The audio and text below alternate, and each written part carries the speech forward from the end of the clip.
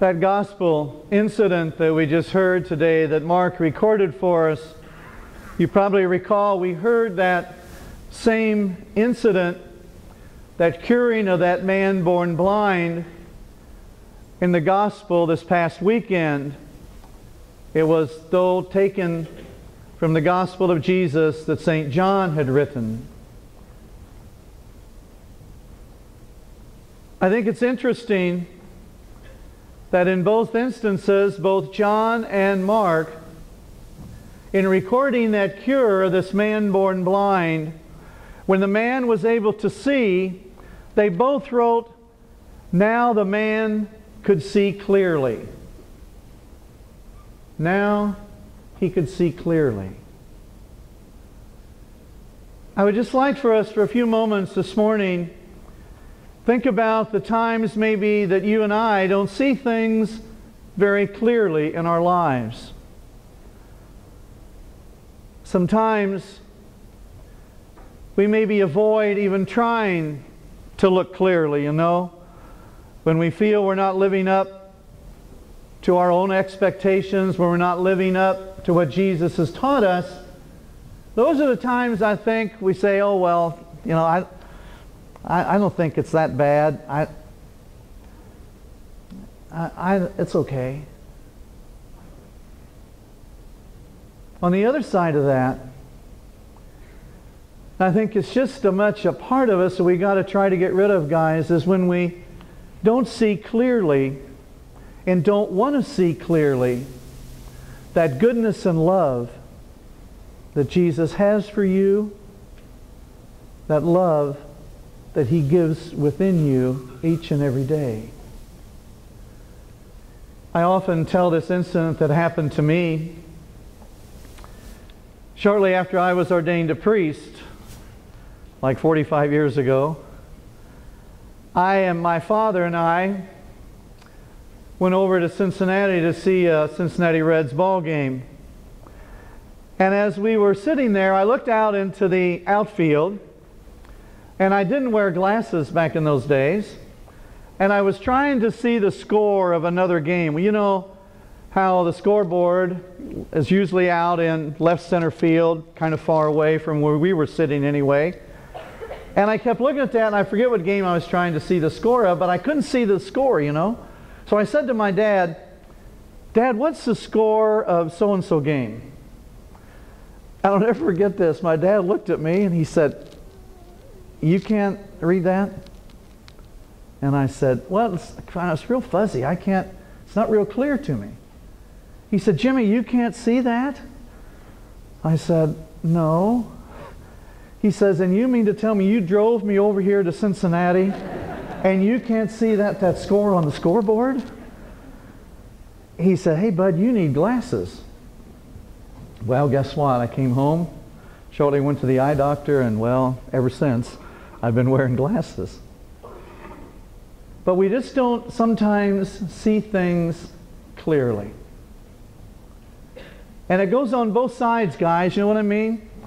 We sometimes don't see things clearly when we've done something that we should not have done or should not have said.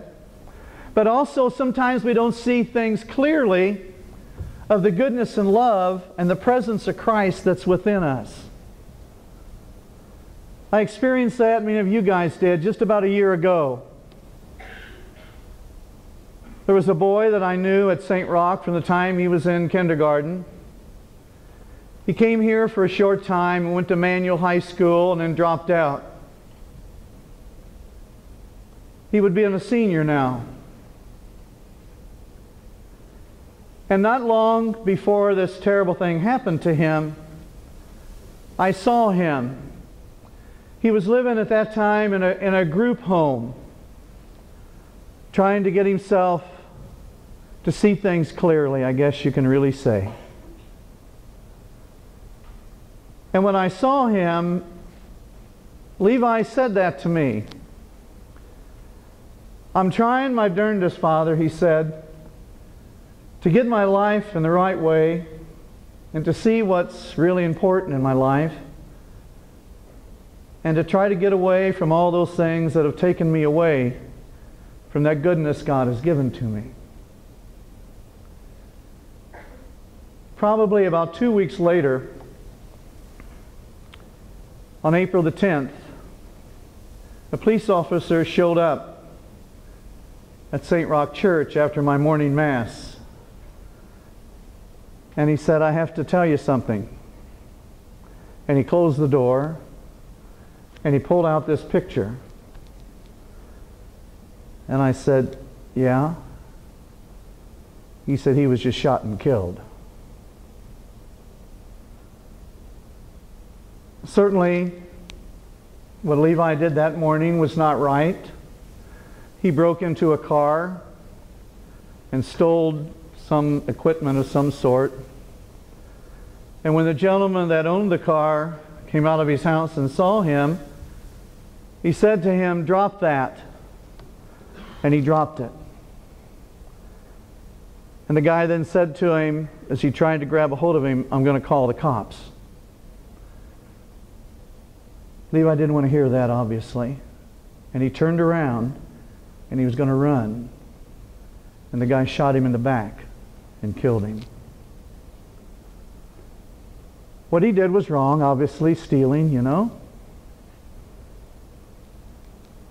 But he didn't deserve to be shot in the back and killed.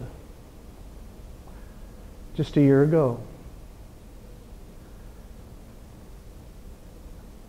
I tell you that today in light of what the man said to Jesus. Now I can see things clearly. I just encourage all of us in this family room to try our darndest every day to see Christ in our lives clearly. To understand sometimes that things we do and say aren't right. To understand that. To see it that's not right, daggone it. And do something about it. And don't have a surly attitude about it. And on the other side, for heaven's sakes, make sure that we all understand and see very clearly that Christ lives within each and every one of us. And we need to try our darndest every day to live that goodness, to live that love, to live what Jesus has taught us. You understand? That's how we see clearly. I think Levi tried to do that. I'm sure he did. He didn't deserve what happened to him. But when we hurt other people, they don't deserve that either. None of us do. You understand? See clearly the love Christ has for you. See clearly that Christ lives with you and within you every day of your lives. Don't ever forget that.